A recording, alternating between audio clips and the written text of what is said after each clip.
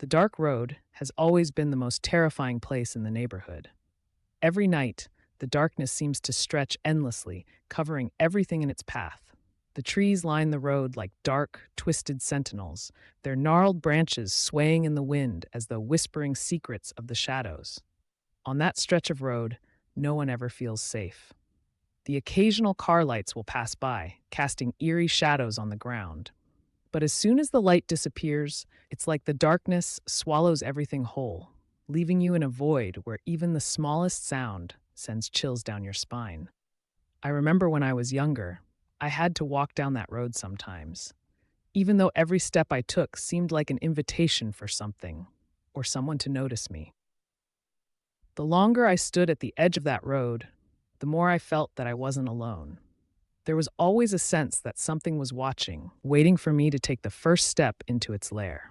The road felt alive with something. The trees swayed, but there was no breeze.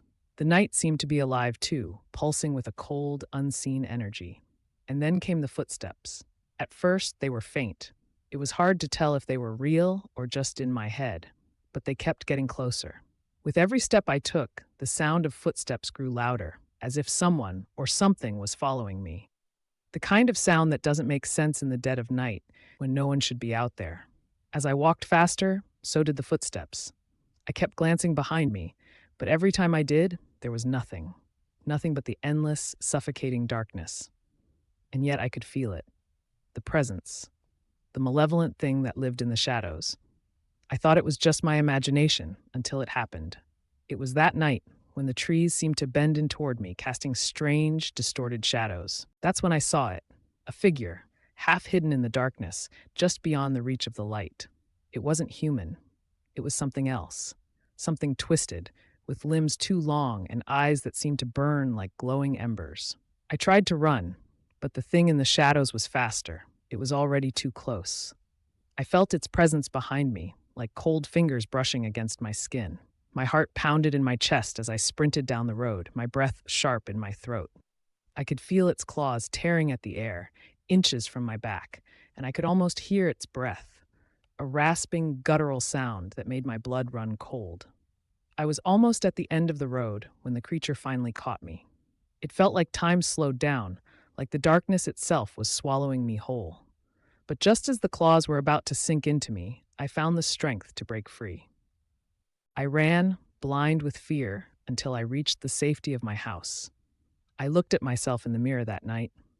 My shirt was torn, jagged lines of fabric hanging from the back.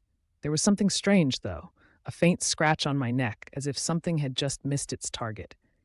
The wound was small, but it burned like fire, and that was the last time I ever set foot on that road. Years passed, and I thought the memory of that night would fade. But then, Johnny Craig went missing. He was the little boy who lived across the street. The same street where I had once walked, terrified. The same road that had almost claimed me. And they found him. There, in the same place I had feared all those years ago. Johnny was unrecognizable. His body was torn apart, shredded like paper, as though the thing from the shadows had taken him.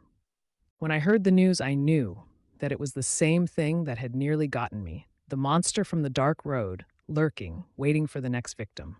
And the thing is, it's not gone. It's never gone. It's still out there, waiting.